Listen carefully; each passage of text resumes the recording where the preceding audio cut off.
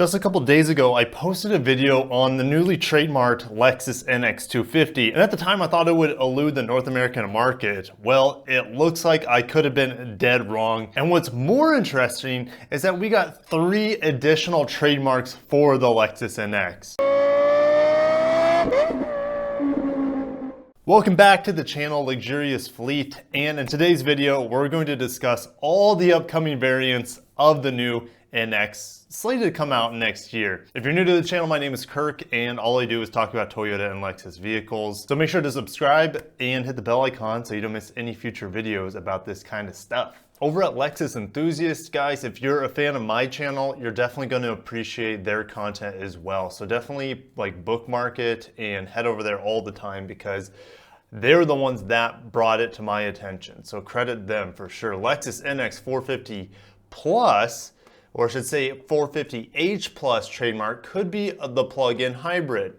We scroll down to the bottom, they are quoting Mach-E forums. So we're gonna go straight over to these forums here. And Return of the Mac, you know, like Mark Morrison, right? Return of the Mac, one of the best songs ever made. So I know this is a legit leak here. So Toyota has filed trademark applications in Europe for the 450H Plus and NX 350H. And then based on the Plus designation, the 450H Plus could be the Lexus version of the RAV4 Prime as a plug-in hybrid. This is 100% going to happen. The NX plug-in hybrid will be the first plug-in hybrid for Lexus in the entire Lexus lineup. But it's not just the hybrid versions that are coming for the NX. Toyota has also filed trademarks in the United States for the NX 250 and NX 350. Looking at the trademarks, this is the European Union Intellectual Property Office. Okay, there's the NX 450H Plus.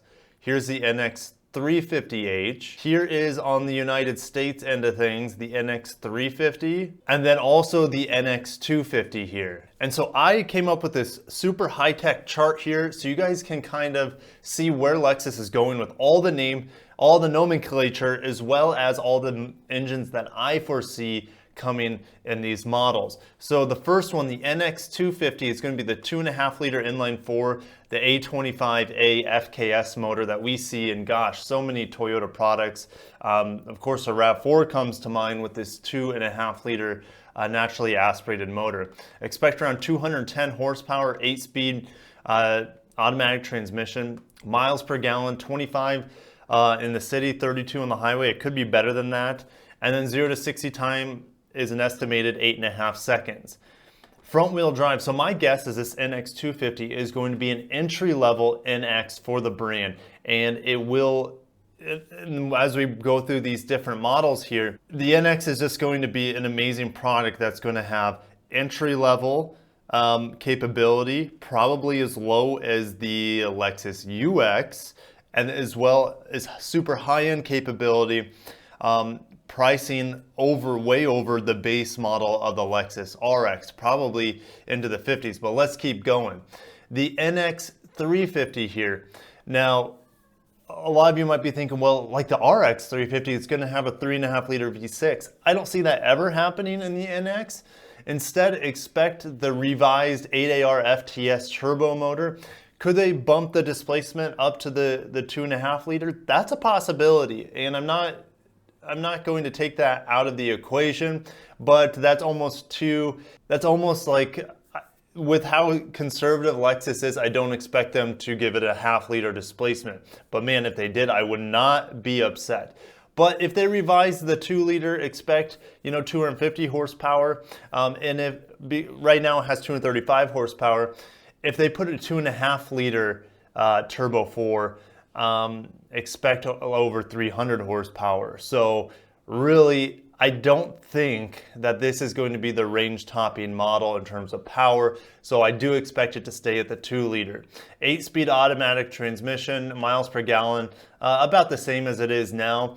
About the same 0 to 60 that it is now, maybe a hair faster. And this is going to come in front wheel drive and all wheel drive. Now, if you guys have been following my channel, I have been telling you a lot about this upcoming NX, and it is supposed to be a game changer. This huge, I believe, gosh, is it a 14-inch screen or 17-inch screen? That's eluding me right now. This vehicle is supposed to have 6 different powertrain options, and I'm just gonna lay it all out for you here. I could be wrong, so take it with a grain of salt, but this is what my gut feeling is telling me about the NX. NX 350h. Now, I expect Europe to only get these hybrid variants. So we'll also, of course, get them in America, but with how much more strict the European Union is and different European markets are, I would expect them only to come out the hybrid for, I would say, Western Europe. And it's possible for Eastern Europe that they might come out with the 250 and the 350 as well. They're more similar to the American market in terms of regulations. But the 2.5 liter inline 4+ hybrid motors, it is very similar to the current setup. However, this is going to be more shared with the Highlanders. I should say the 2020 Highlanders hybrid setup. And it has a little bit more horsepower. Expect to be around 220 horsepower. I don't really know on the pound-feet of torque, but expect it to be around there as well. eCVT, of course, for any Toyota and Lexus hybrid. Miles per gallon is going to be much better than it is now. So currently in the NX, it's about 31 miles per gallon, but we saw a huge jump in the RAV4 hybrid from 2018 to 19 when they updated the hybrid technology in that vehicle. So I'm expecting a big jump to about 40 miles per gallon on this new base hybrid for Lexus. 0 to 60 time, definitely not that fast. It's not going to be nearly as fast as the revised turbo model, but 0 to 60 in 8 seconds would be my guess. You would be able to get this in front wheel drive and all wheel drive, at least here in the States, and probably, you know, like in Japan and other markets.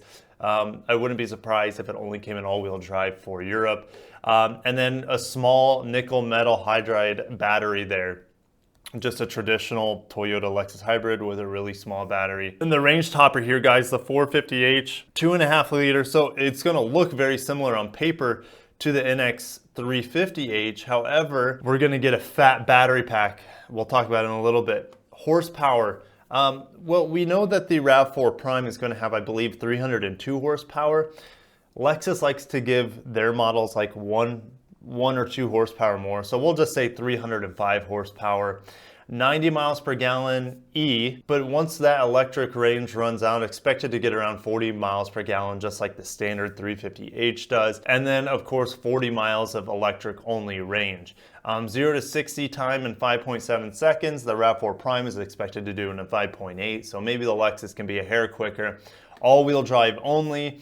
And then a much larger lithium-ion battery pack. I have it at 14 kilowatt hours. That's just my guess of where it would be. It could be bigger though. But that lines up all 6 powertrains. We have the 450h Plus, and then we have a front-wheel drive 350h, all-wheel drive 350h, a front-wheel drive 350, all-wheel drive 350, and then the front-wheel drive 250. That's my guess for what we're gonna see on this new NX coming. Supposed to be coming out of maybe June of next year.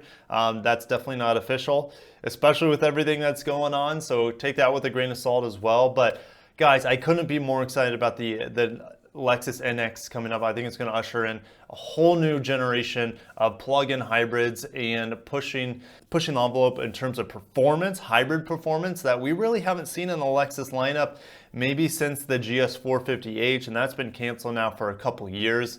Lots of exciting products coming down the hatch, and we can only imagine what the bigger brother, the RX, will have in the future with its new redesign. It's supposed to come out as a 2023 model. So holy cow, guys, I'll see you in the comments on this one. I hope you enjoyed the video, and I'll catch you in the next one. Peace out.